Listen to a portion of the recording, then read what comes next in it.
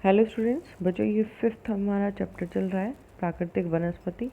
इसमें हमने पिछली वीडियो में पर्वतीय वन तक कंप्लीट कर लिया था। यदि आपने वो नहीं देखे हैं तो आप पिछली वीडियो देख लें ताकि आपको चैप्टर अच्छे से समझ में आ जाएगा।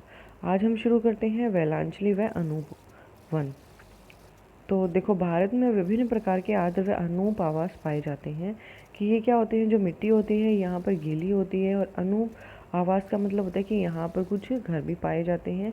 इसके 70% भाग पर चावल की खेती की जाती है। ये जो एरिया हमें मिला था वैलांचली व अनूप वन का, ये क्या था, जो डेल्टाई क्षेत्र है, नदियों के द्वारा जो डेल्टा बनाया जाता है, उन डेल्टाई क्षेत्रों में ये वन पाए जाते हैं। और यहाँ जो 70% एरिया होता है उसमें मैक्सिमम किसकी खेती की जाती है, चावल की खेती की जाती है। भारत में लगभग 39 लाख हेक्टेयर भूमि आर्द्र है। मतलब ऐसी भूमि है कि जो गीली है, मतलब नदियों के द्वारा बहा कर लाई गई मिट्टी से ये डेल्टा बने हुए हैं। और जो मिट्टी होती है वो उसमें हमेशा पानी की मौजूदगी बनी रहती है। उड़ीसा में चिल्का और भरतपुर में केवलादेव राष्ट्रीय पार्क महत्वपूर्ण अंतर्राष्ट्रीय महत्व की आर्द्र भूमियों के अधिवेशन रामसर अधिवेशन के अंतर्गत रक्षित जल कुक्कट आवास हैं।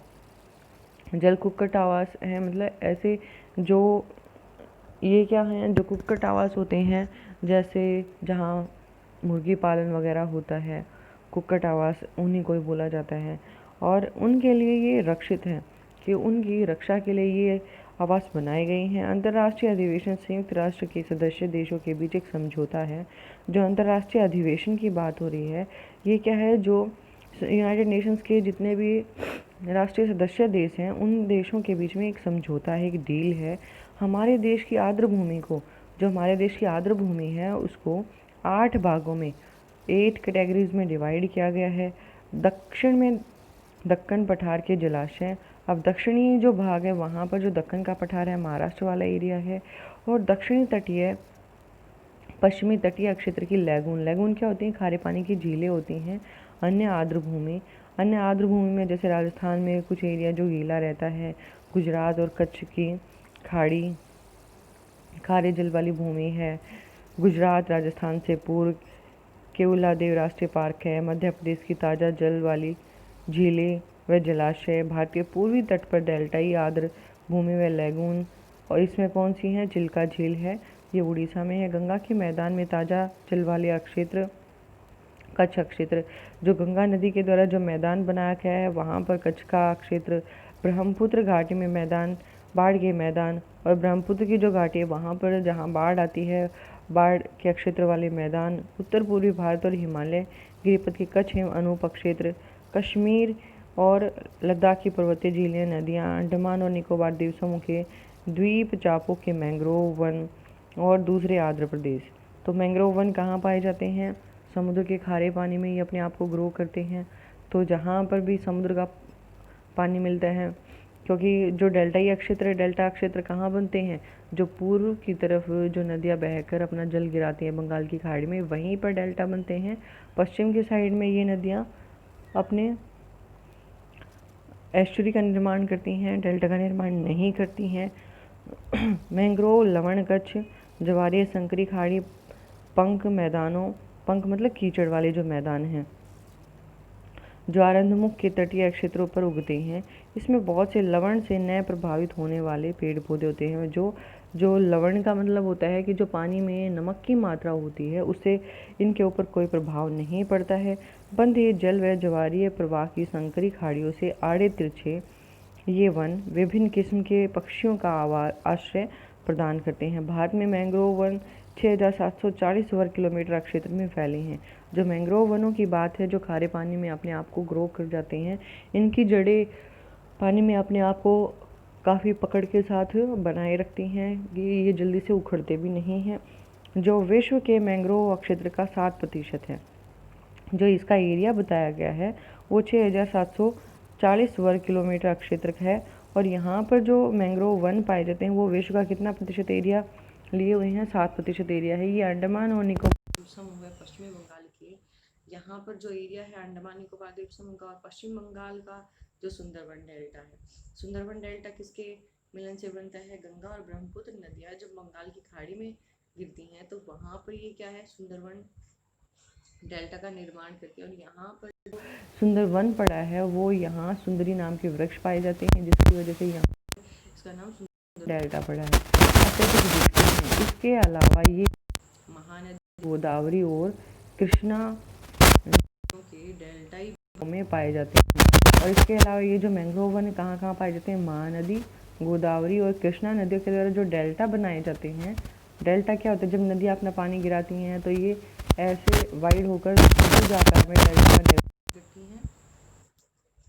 इन वनों में अतिक्रमण के कारण इनका संरक्षण हो गया है कि यहाँ पर ये जो वन है इनकी कटाई बहुत अधिक मात्रा में की जाती है, और लेकिन इनका बचाव करने के लिए इनका जो अत्यधिक मात्रा में अतिक्रमण हो रहा है उससे हमें बचाव की ज़रूरत है, आवश्यक हो गई है। तो देखो ये जो आपको दिखाई दे रहे हैं मैंग्रोव वन, ये इस टाइप के हैं कि यहाँ पर जो मिट्टी है वो आर्द्र है हमारी, और ये बहुत ही घने होते हैं। इनकी जड़ पानी में अच्छी तरह से मिट्टी को पकड़े हुए होते हैं कि जल्दी से इनको उखाड़ा भी नहीं जाता है। अब ये भारत में वन आवरण कि भारत में कितने प्रतिशत एरिया पर वन लगाए गए हैं। राजस्व विभाग से प्राप्त आंकड़ों के अनुसार भारत में 23.28% भाग पर वन है। मान लो ये हमारा टोटल जो एरिया है उसमें जो से 23% कितना है हमारे वनों को मिला हुआ है। उल्लेखनीय यह है कि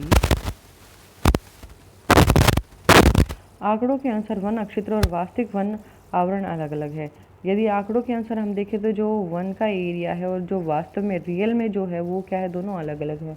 वन क्षेत्र राजस्व विभाग के अनुसार अधिसूचित क्षेत्र हैं, चाहे वहाँ वृक्ष हों या न हो, जबकि वन आवरण प्राकृतिक वनस्पति का झुरमुट है। इन्होंने जो डिपार्टमेंट ने जो एरिया दे दिया जाता है जहाँ पर उन्हें इस चीज़ से मतलब नहीं होता है कि वहाँ पेड़ हैं या नहीं है, उन्होंने सिर्फ एरिया बताया कि हमने इतने प्रतिशत एरिया पे, जैसे 23% इन्होंने बताया कि 23% हमने दिया हुआ पौधों के लिए दिया हुआ क्षेत्र है। जबकि वन आवरण प्राकृतिक वनस्पति का झुरमुट है और वास्तविक रूप में वनों से ढका हुआ है।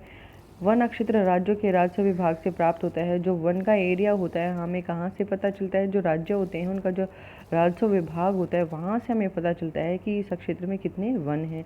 जबकि वन आवरण को पहचान वायु चित्रों और उपग्रहों से प्राप्त चित्रों से की जाती है। जबकि जो वन आवरण वाला क्षेत्र की जहाँ पर वन पाए जाते हैं उसकी पहचान हम वायु चित्रों के द्वारा, जो एरोप्लेन से जो क्लियर पिक्चर्स ली जाती हैं, उपग्रह से जो सैटेलाइट्स के द्वारा जो पिक्चर्स ली जाती हैं, उनसे पता चलता है कि कितने एरिया में वन है। इंडिया स्टेट फॉरेस्ट रिपोर्ट 2011 के अनुसार वास्तविक वन आवरण केवल 21.5% एरिया पर है। कि वहाँ पर क्या बताया गया था 23% एरिया पर है, लेकिन यहाँ यदि हम रियल में देखें तो रियल में कितना है 21% है।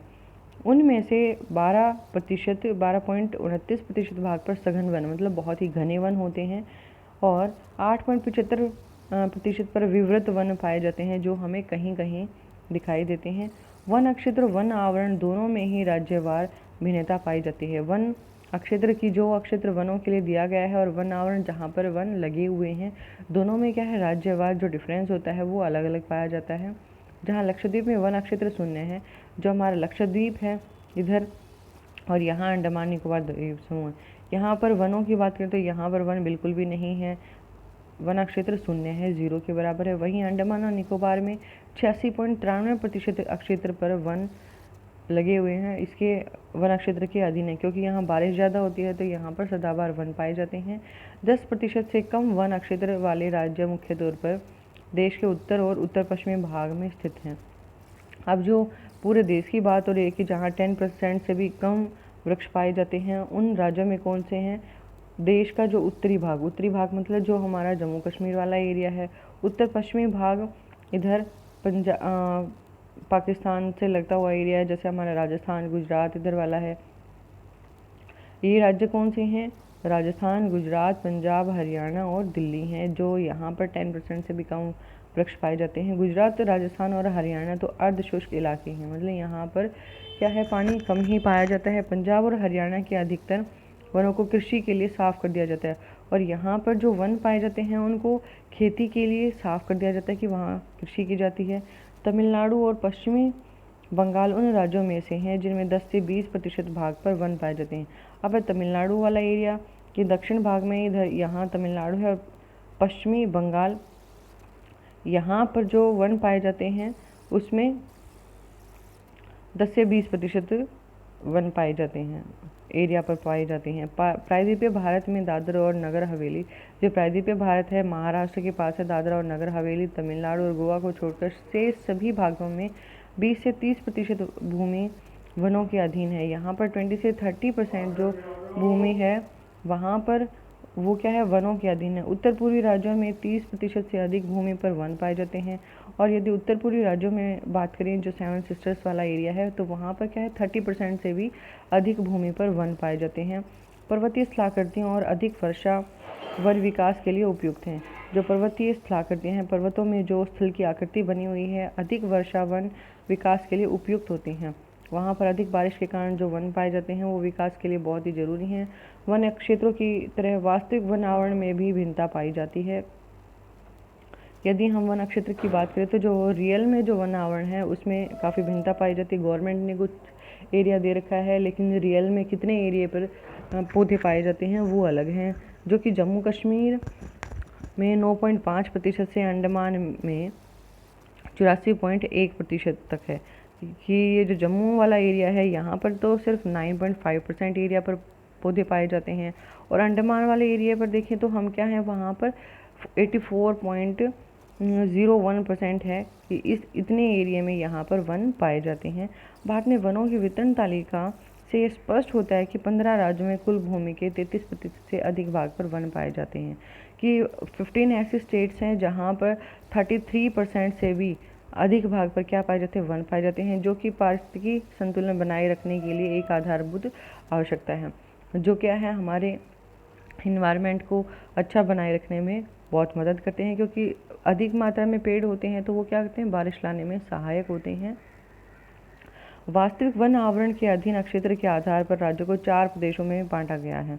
जो रियल में हम देखें कि कितने क्षेत्र पर पौधे लगाए गए हैं तो उसको 4 भागों में डिवाइड किया गया है।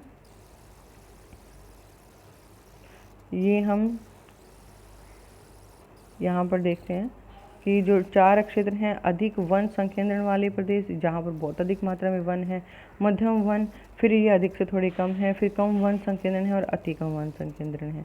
तो यहाँ पर जो टोटल परसेंट में एरिया बताया गया है 40%, 20 से 40 के बीच में, 10 से 20 के बीच में, और यहाँ 10 आ जाता है। अब है वन और जीवन। वन और जीवन की बात करें तो असंख्य जनजातियाँ लोगों के लिए वन एक आवास, रोजी रोटी और अस्तित्व हैं। कि यदि हम असंख्य लोगों जनजातियों के बारे में सोचें, लोगों के बारे में सोचें तो जो वन है उनके लिए आवास मतलब घर का काम करते हैं, रोजी रोटी उनको रोटी दिलाने का काम करते हैं। क्योंकि यहाँ वनों के आधार पर ही यहाँ पर बहुत सारे काम किए जाते हैं, जैसे फर्नीचर का काम किया जाता है। तो लोग इन कामों में लगे हुए हैं जिसके कारण वो अपना अस्तित्व बनाए हुए हैं, जीवित हैं। ये उन्हें भोजन, फूल, खाने लायक वनस्पति, शहद, पौष्टिक जड़ें और शिकार के लिए वन्य जानवर प्रदान करते हैं। ये जो वन होते हैं उन्हें क्या क्या चीज़ें देते हैं, भोजन, फल, खाने लायक जो वनस्पति होती है, कंदमूल, शहद, हनी भी हमें जो पेड़ों के ऊपर छत्ता लगता है वहीं से मिलता है, पौष्टिक जड़ें, और शिकार के लिए जो जंगली जानवर रहते हैं वो भी कहाँ रहेंगे, वनों में ही रहते हैं। ये उन्हें घर बनाने का सामान और कलाकारी की वस्तुएं देते हैं। जो वन होते हैं उन्हें घर बनाने का सामान उपलब्ध कराते हैं, और जहाँ पर वो हस्तशिल्प के कार्य कर सकते हैं वो चीज़ें वो प्रदान करते हैं। जनजातीय समुदायों के लिए वनों की महत्ता सभी जानते हैं, क्योंकि ये वन उनके जीवन और आर्थिक क्रियाओं के आधार हैं। साधारणतः ये माना जाता है कि भारत के 593 जिलों में, टोटल जो भारत के जो ज़िले बताए गए हैं 593 जिलों में से 188 जनजातीय ज़िले हैं। ये जनजातीय ज़िले जहाँ पर जो जनजातीय समुदाय पाए जाते हैं उनकी बात हो रही है। भारत के कुल भौगोलिक क्षेत्र का 33.63% हिस्सा है, परंतु देश का 59.61% वन आवरण इन्हीं जिलों में पाया जाता है। इससे पता चलता है कि जनजातीय जिले वन संपदा के लिए धनी हैं। वनों और जनजातीय समुदायों में घनिष्ठ संबंध है। इन्हीं में से एक का विकास दूसरे के बिना असंभव है। वनों के विषय में इसके प्राचीन व्यवहारिक ज्ञान को वन विकास में प्रयोग किया जा सकता है। जनजातियों को वनों से गौण इत्यादि संग्रहण करने वाले न समझकर इन्हें वन संरक्षण में भागीदार बनाया जाता है। तो बच्चों ये आज तक हमारा यहाँ तक हो गया है। नेक्स्ट वीडियो में हम करेंगे वन संरक्षण। और यदि आप फर्स्ट टाइम चैनल पे आए हैं, चैनल को सब्सक्राइब कर लें ताकि आपको नेक्स्ट वीडियो का नोटिफिकेशन मिल जाए। Thanks for watching video. Have a nice day.